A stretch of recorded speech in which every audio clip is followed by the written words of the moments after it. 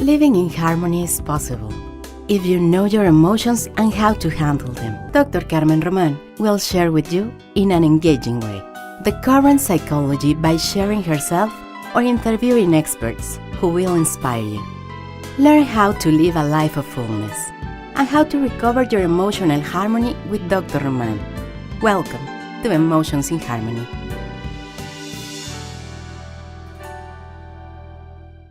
Hello, amigos in harmony. I am so glad you are here in another episode of Emotions in Harmony, your favorite podcast, I know. You can follow us in Instagram, in Twitter, in Facebook Live every Tuesday at 12. You can find us.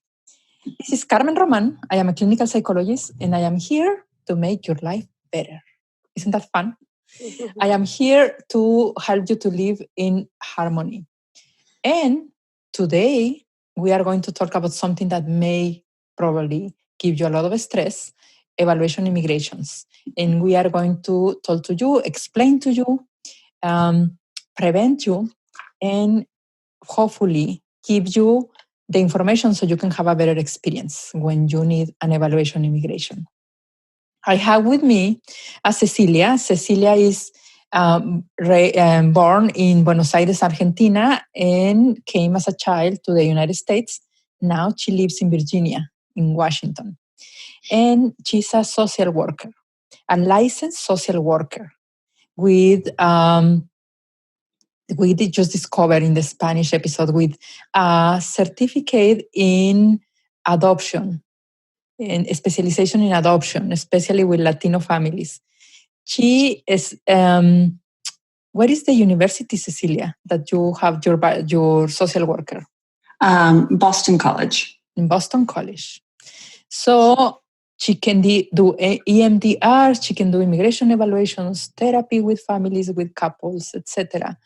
You will be so happy to listen today from Cecilia, because she believes in a holistic approach that incorporates all the areas of the client. And of course, this holistic approach gets to be applied for her immigration evaluations. Yeah?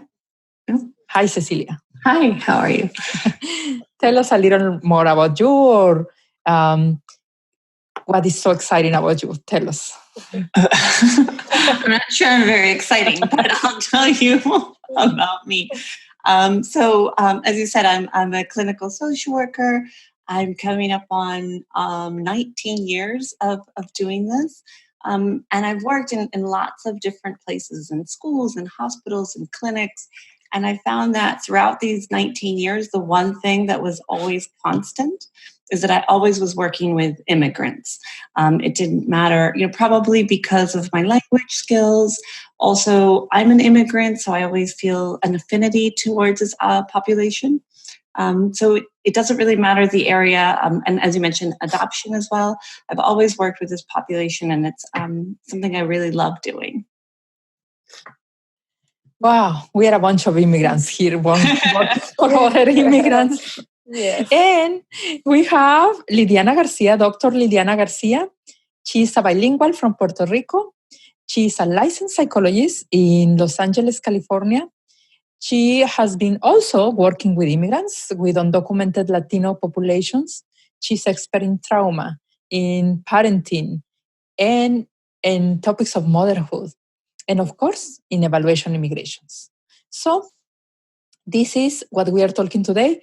As you can see, I got the best for this topic. Cecilia has a Facebook of group, and we are going to put the link. If somebody is an immigration evaluator and wants to join Cecilia's group, we are going to put the link there for her to be working with us in the evaluation immigrations.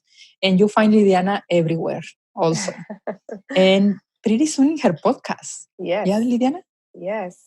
Yes? Yes, we'll definitely have to have a episode about immigration evaluations and just being an immigrant. Yeah.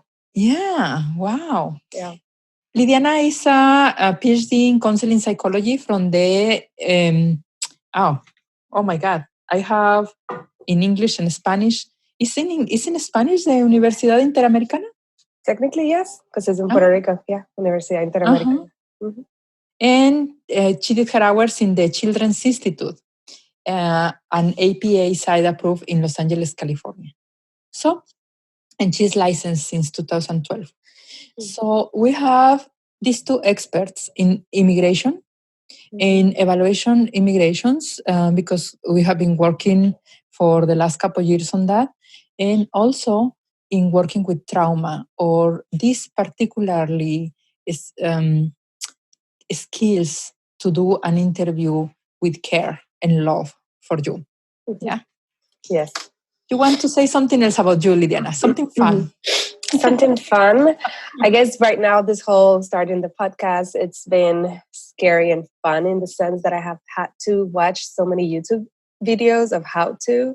So that's what's right now in my mind, like how to take the echo out of the recording, how to use GarageBand, how to use the mixer, and learning all these skills. And I feel like I wish even though I'm kind of still a millennial, I feel like there's definitely like I'm asking a lot of 20-somethings like how to use this. So that's what's right now. And I'm in the midst of a move, literally. Like I moved on Monday, so I know it's the worst. And I would never do that. I learned because I had a full week of a lot of things. Like yesterday, I worked till like almost 7 p.m. Yeah. So like, moving, yes. Podcasting. Yes. Yeah. A lot going on. Yes, a lot going on. Yeah. Yep. That was really fun, Lydiana. Thank you. That made me my life just lighter. Fun. Yeah, this is what fun is now as an adult, I guess. Yeah. What is a psychological evaluation? Let's go into the topic. What is a psychological evaluation, Cecilia, or an immigration report? So your lawyer might be asking you to get an evaluation for your case. And what it does is it looks at all the aspects of your life. You know, we were going to examine your personal history, how you grew up, your education, your work history, all your relationships. If you're married, your marriage, if you have children, your parenting. And in addition to that, we're really going to focus on whatever type of case it is. So if it's an asylum case, we're going to look at the reasons that you fled your country. And whatever it is, we're going to look at not only what happened, but the impact, the psychological impact that that's had on your life. And so the lawyer will take that and use it in addition to lots of other documents to help support your case. Okay. Something else, Lydiana? Yes, everything that Cecilia said. The thing that I would add is in my case when I integrate psychological testing. So, there's definitely the part of the history of the client and the information and a lot of dates and all that kind of things. But it's also integrated not only what the person says, but also the observations and then through the psychological testing. And in my evaluations, there's also a diagnosis and there's a summary and a recommendations.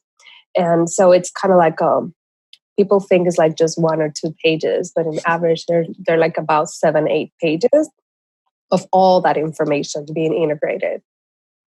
Yeah. So the psychological evaluation requires time and requires some information. So my next question is, if I am the client, what I can ask to my lawyer before talking to my evaluator? What information I need from my lawyer? Lydiana, maybe? Yeah, okay. I would say definitely first to know the date of when is the evaluator needed, the evaluation needed. And because a lot of times is needed as soon as possible, and sometimes many of the clients leave it at the end.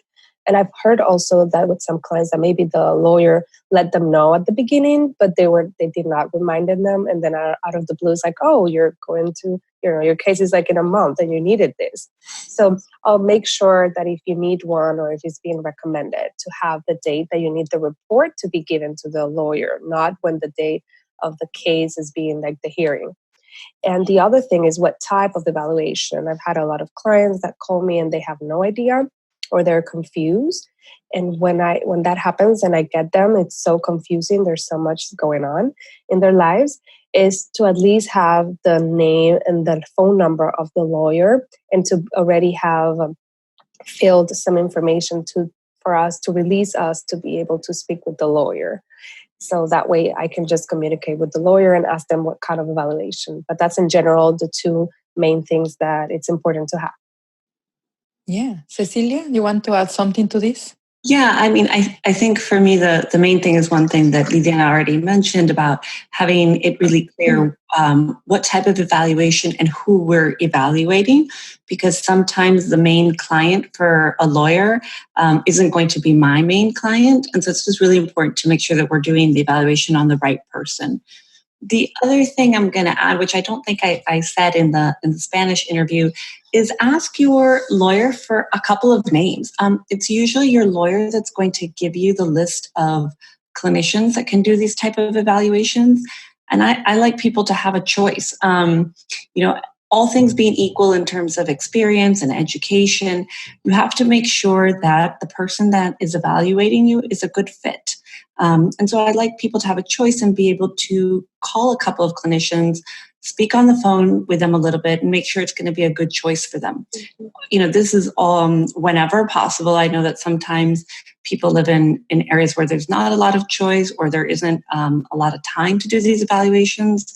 But if you do have that opportunity, it's nice to be able to make sure that you take the time to find a clinician that you feel comfortable with, because you're going to be sharing a lot of personal information with them. Yes. I agree. Yeah, it's important that you have a list of evaluators and psychologists, therapists, MFTs in your area who be doing evaluations. For example, if you go to my website, you don't see I do evaluations. Because if I advertise, I will be like crazy. So I don't advertise it. I have contract or agreements with lawyers or local communities or whatever that they send me. And I have more than enough. Well, after this podcast, probably we'll have more. But you can contact us and say, can you do that for me? What do I need from the lawyer, etc. Have the name of the lawyer and the phone number and sign the paper so we can talk to them. Perfect. So now, if I am the client, how do I prepare for an evaluation? Let's start with Cecilia. Sure. Well, what I always tell my clients is, I'm not going to ask you a question that you don't know the answer to, because this is all about you and your life, and you're the expert on that.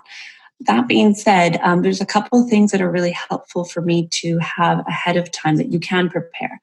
Mainly to write down or bring with you any important dates. So that could be birth dates of family members, dates that you got married or divorced. And also, if you are seeing an ongoing therapist, it's helpful to have that person's contact information. Again, just with a lawyer, we'll ask you to sign a release so that we can contact that person. But that can be really helpful in us getting the whole picture of what's happening in your life. And so that's also important if you can bring that information with you. Mm-hmm. Lydiana? Yeah, I also like to add that there's not that much that you can do to prepare in terms of it's not a memory test. It's not something of like a math test. This is more about your life, but it would be definitely good to have dates, even the dates of when you immigrated, because I've had situations that the information that they provide me, the clients, differs from the information that they provided the lawyer. And I mean, from a traumatic perspective, it definitely makes sense. Remembering such a specific information might be complicated. But if you have that, or if you have the documents, let's say if it's for a U visa and you have the documents of the crime, if you can bring those, any kind of document that you have, your medical records, if you have to bring it with you, or even if there's children, if sometimes I ask, do you have their report cards or just a little information about their school, and all those kind of extra documents that could be helpful. And the other thing that I like to recommend is also just to know that, because it will be most likely talking about things that many people don't want to remember, don't want to talk about, to rest and come, well nourished, have food before coming. And when you are looking for a therapist or a psychologist to do the evaluation, to make sure that you feel that the person that you'll be talking about is a good fit. Mm-hmm. Mm-hmm. Yeah. It's important to know that you are going to be in a very special situation talking about your life, your very personal life. Yeah. Mm-hmm. And you don't need to prepare in the sense that you don't need to put together your memories. Leave it to the evaluator. Yeah. Leave it to the evaluator and just follow, get with the flow with the questions and whatever. That is not your job. You can relax about it. Your job is to be there on time, to be there willing to answer the questions, and to be there to willing to do the best you can. And the rest, it will be taken care if your evaluator is doing a good job. Mm-hmm. What is the type of evaluation that is right for me if I am a client? Let's start with Lydiana. Yes, this will depend on the type of evaluation, whether it's an asylum case, an U visa, a hardship. So it depends, or a cancellation of removal. So depending of what is what I like to refer to as the referral question in terms of the evaluation, then that will be the right evaluation for you. And I will leave, Cecilia is really good at explaining the difference kind of thing. The piece that I will talk about would be more of knowing that the person that is going to do the evaluation hopefully has experience doing those, and to trust them, like knowing that if they have the experience, that the questions that they'll ask. Now, there are some evaluations that are more, that could include like psychological full evaluations that would include psychological testing. And there's a lot of cases that might not be needed, or if the professional has a master's degrees and cannot administer some of them, because some of them can be administered by anyone with a master's degree, then also to kind of know that kind of thing and take that in consideration later on when we talk about cost and all that. But I know Cecilia will be much better talking about the different yes. Not that you're putting me on the spot, right? Sorry. Yeah. You're good at it, Cecilia. So. So the way I conceptualize it, and I keep telling people, like, this is how I've organized it in my mind. There is nowhere, like, this is not how immigration organizes it. But I divide it into three main areas. One is a waiver if you are applying for your citizenship. Anyone who's gone through the process, I've gone through the process. You have to take a civics exam. You have to prove that you speak English. There's a waiver for that if there's any condition that makes it difficult for you to be able to complete those tasks. And that waiver is something that only either a medical doctor or a doctoral level psychologist can do. Because if you're looking at a waiver because of intellectual disability, they need to be able to measure that. So that's one type. The second type that I group together, because they're very similar, are hardship waivers and cancellation of removal. So this is where you have a U.S. citizen or a lawful permanent resident, and they are married to an immigrant, or they're the child or the parent of an immigrant. And that's a case where we would evaluate the U.S. citizen to look at how they would be affected if their family member wasn't in the United States. And then the third group, I really clump a lot together, but the one thing that these all have in common is trauma. In this type of evaluation, the client has experienced trauma in some way or form. So that includes asylum, which has been in the news a lot lately, and that's when someone's fleeing their country because they are being persecuted. The second type is called VAWA, which stands for Violence Against Women Act. And even though it has the word women in it, it can be for men as well. So anyone who's suffered in a domestic violence situation and they are the immigrant and the abuser is a U.S. citizen, that's another type.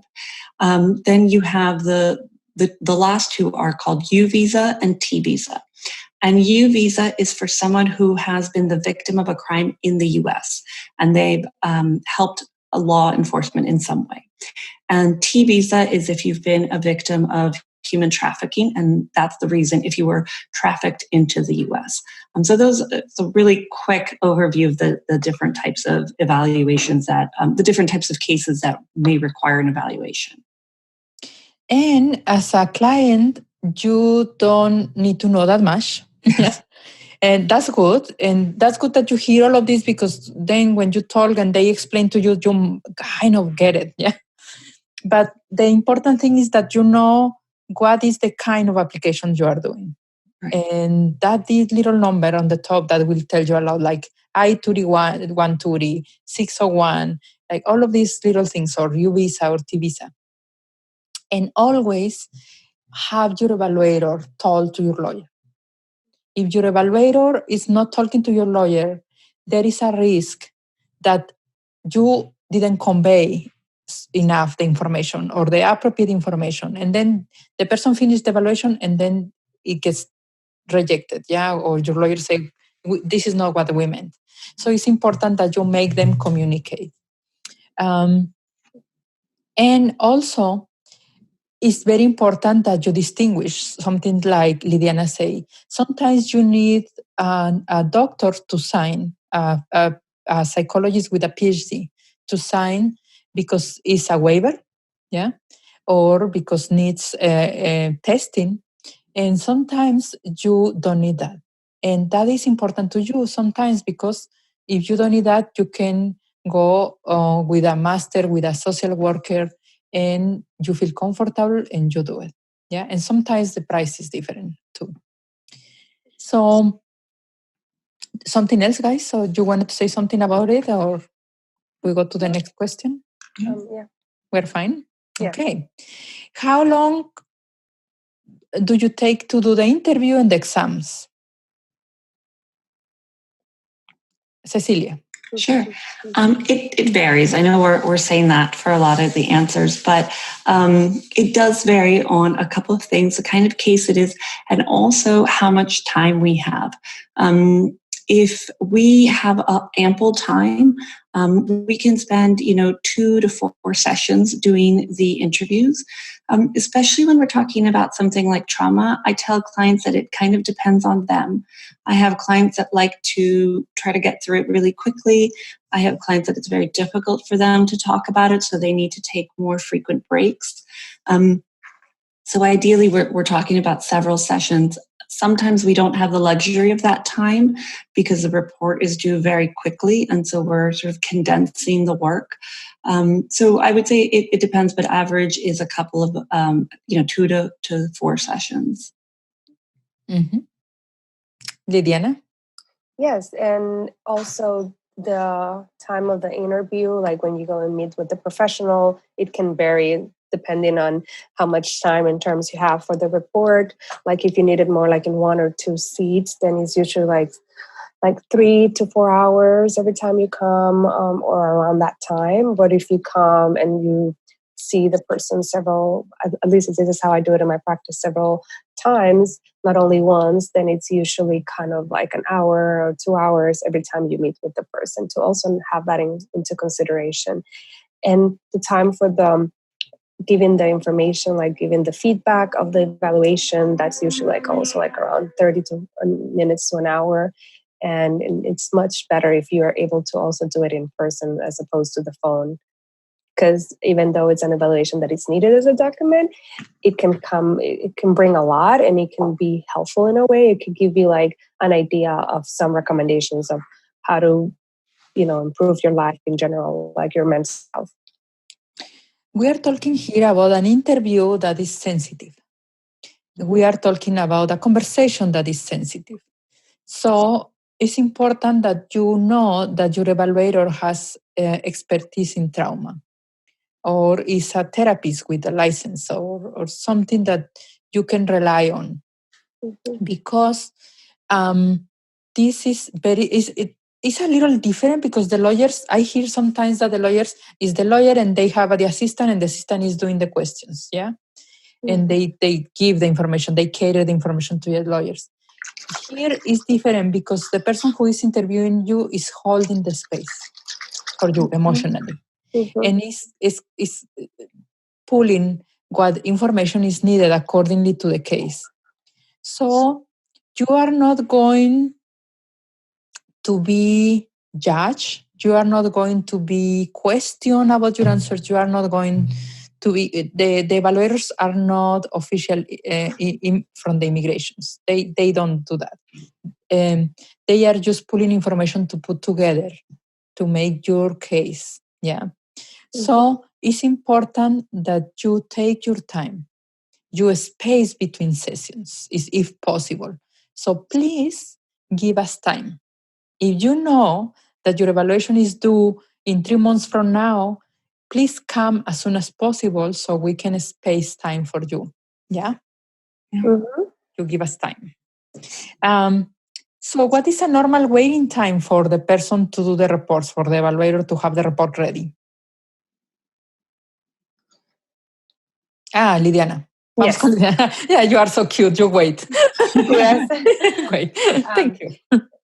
The average, it depends. Again, sorry, I know we're being vague in some of these things, but it definitely depends on the person doing the evaluation. In my case, I also have a psychologist. She's pre-licensed and she's also doing it. So I have a little more capacity in terms of availability.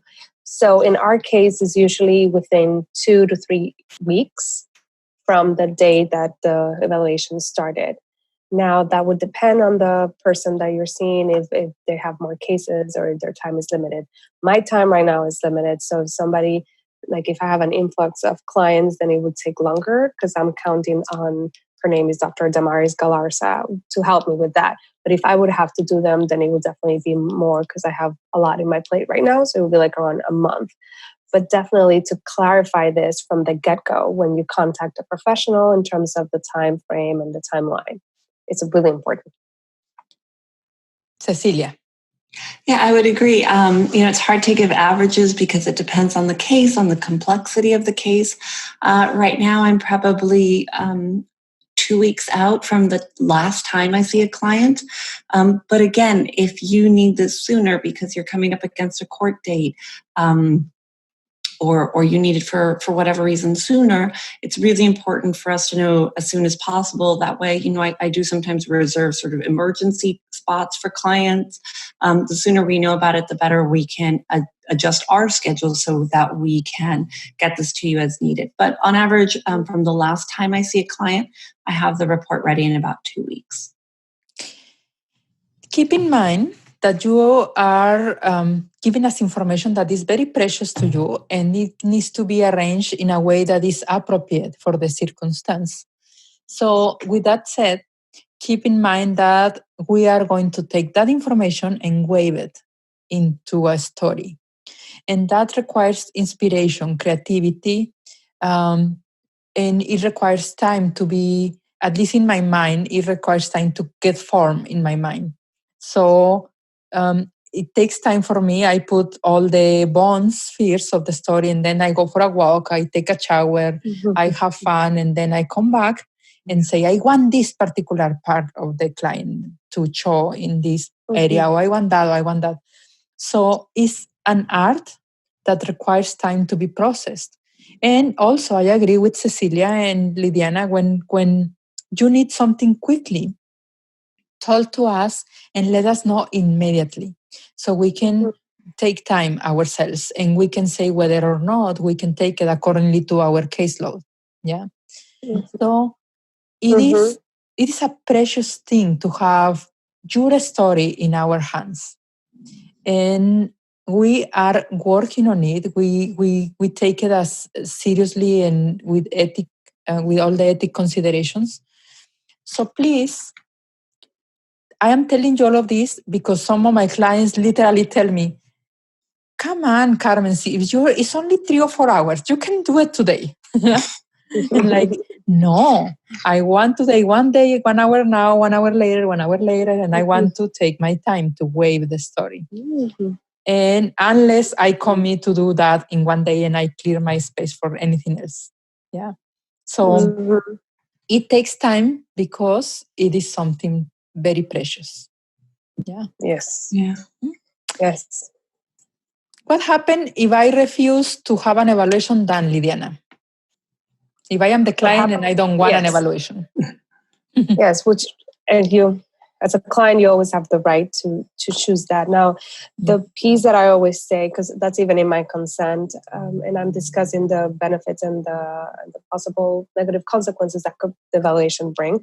But something really important is to first consult with your lawyer about your reasoning why and have that information. Now, one of the consequences is that you won't have the potential information that can come as an evaluation, because this would be like extra information, like objective information that could help support your finding, support the reasons that you're requesting that your for your immigration status to be resolved. So all of that. So that would be one of the things that you would have that extra kind of support.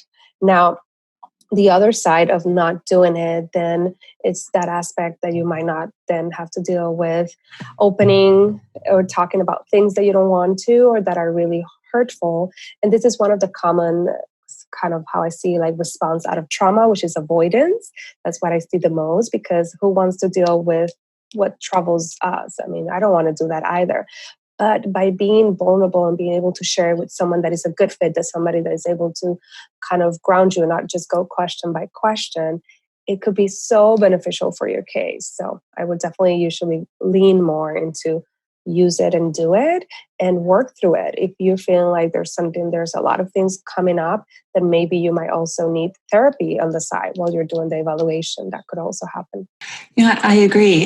This isn't something that anyone can force you to. This isn't a mandated evaluation.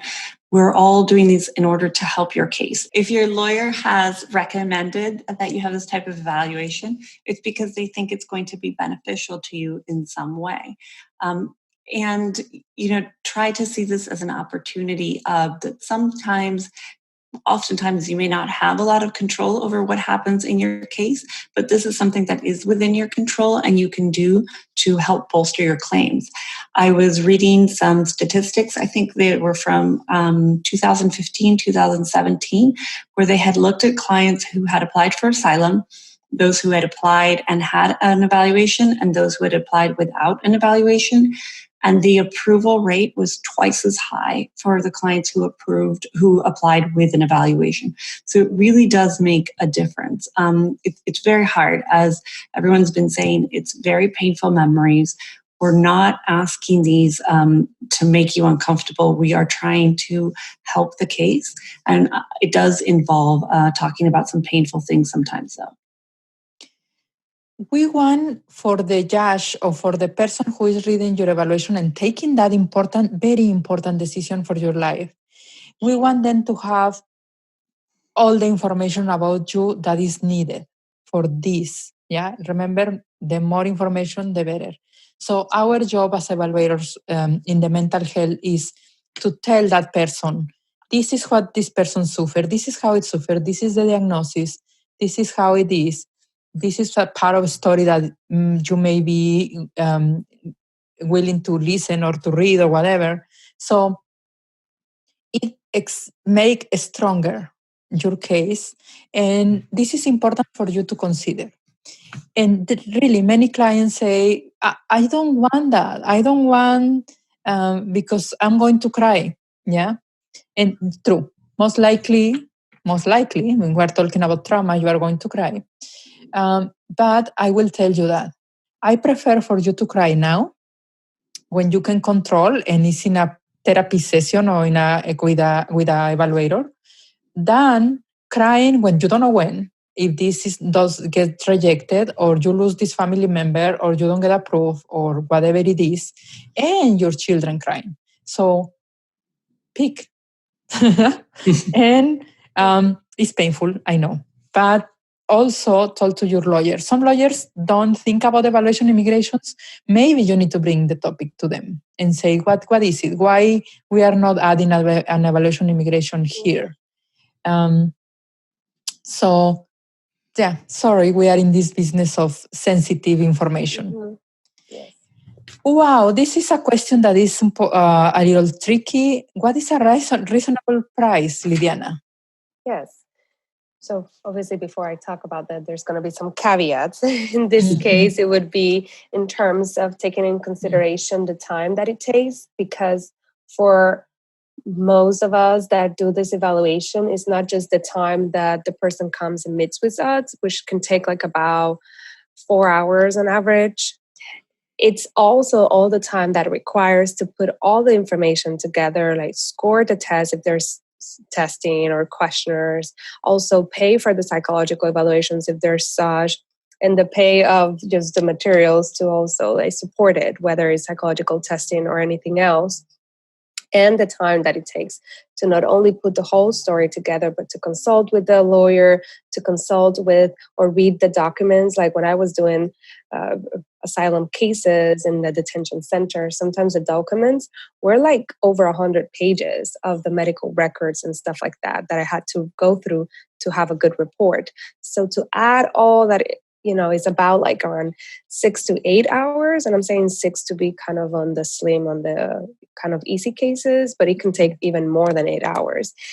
Like it could take like 10 hours. And if there's driving involved, because when I used to go to detention centers, there was 2-hour drive each way without traffic. And that's big, important in California. It would definitely like take me much more longer. Now, how I like to do it to be fair for my time as well is to do it, not think ahead, how many hours would it take, and charge the fee that I do for individual therapy for my hourly fee into that. So mine are usually about $1,250, like $1,250 to like $1,500 on the easier ones. And if there's like needing to drive and all that, then I add that into consideration. And some people go like, because I have a pre-licensed psychologist in my practice who already completed all the requirements, the over 3,000 hours postdoc. So she's not a newbie. But sometimes they ask me, well, she's like pre-licensed and to charge less. And actually, it takes me it's more work because I have to review the whole document, really thorough. I have to edit it. I have to meet with that person. So I charge the same for that as well. Of course, yeah. Mm-hmm. Yeah. Well, they are lucky that you charge the same, not more. Yes, I know. Now as I'm thinking, I'm like, wait. Yeah, wait. Yes. Cecilia. So I would say that a couple of things to keep in mind when pricing. One is just location. As we all know, the cost of living on the coast is higher. So if you are getting your evaluation done in New York by the same person with the same degree, with the same experience, it's going to cost you a lot more in New York than if you're living in Ohio. The other thing is the prices are going to vary according to a clinician's education. Master level clinicians are going to, in general, charge less than PhD levels because a doctoral level psychologist, as you guys have been talking, can conduct psychological exams, which a master level clinician cannot. So that is a different price. So it's going to vary according to those. It's hard to give a range. I would say nationwide, they go somewhere between probably $500 on the low end up to $2,000 and more. But that's a really wide range, and it does depend on the type of case, the education of your evaluator, the experience of your evaluator too. Is this the first time they're doing an evaluation, or have they been doing it for years? And of course, their education level. Yes, in the Bay Area, probably the cheapest one will be $600, and all the way to $1,500, $1,600.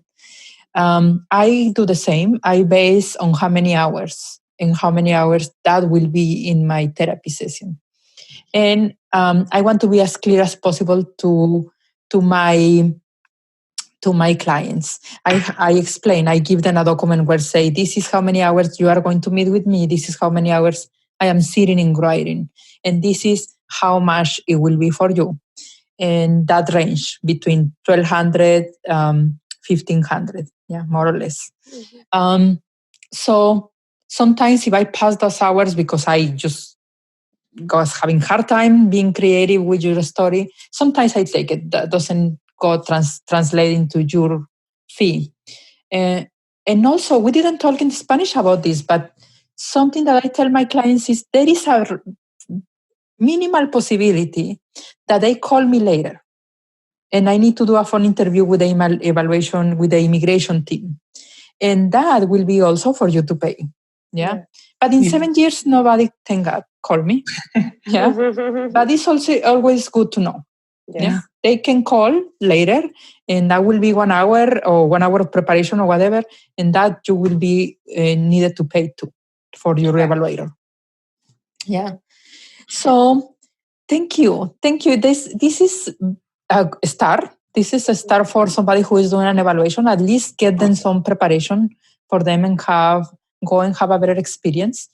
This video and audio can be very useful for lawyers, for other evaluators, for the public in general. So thank you, Lydiana and Cecilia, for being part of this. I'm very happy with the production we have been done for the last 2 hours here. Thank you. Cecilia, will you tell us where to find you, and then Lydiana, and we all share where to find us for the ones who are driving. If you are not driving and you are in your computer, click in the notes and go in the notes, and all the links for the phone number, everything, how to find us, you will have it there. Go to emotionsinharmony.org, search for evaluations, and you will find this episode. Cecilia, please. Sure. So my practice is called Alta Vista Therapy, and the website is www.altavistatherapy.com. And if you are a clinician and you're interested in these type of evaluations, as Carmen mentioned, we have a Facebook group that's a really great place to network and learn more and get lots of support. And I'll pass along the link to that, but it's the Facebook group is called Immigration Evaluation Therapist. So you can just search for that. Oh, you will enjoy it so much. We are part of this group, and every question or whatever, but you need to be evaluator. Yeah. It's not for clients. Right. Yes. We have the Facebook for bilingual therapists and mental health workers. So go and find bilingual mental health providers or something like that, and you'll find us as well. Lydiana. Yes. You can find me, I would say, my website. I have information, but also if I want to, let me start with the social media, because lately that's the easiest. So it will be Dr. Lydiana Garcia. So DR, and then my first name is spelled L-Y, Diana, D-I-A-N-A, Garcia. And that's my, for Facebook, and you can find my Facebook page. For my website is www.drlydianagarcia.com. And over there, you'll have information about my contact, my email, and all that. But I would definitely say Facebook could be, one of those places. And the same goes with Instagram. It would be, I don't know how to say the little A in the circle. Right now, my lingo. There we go. Thank you. At dr.lydianagarcia. So, yeah. Yes. Wow.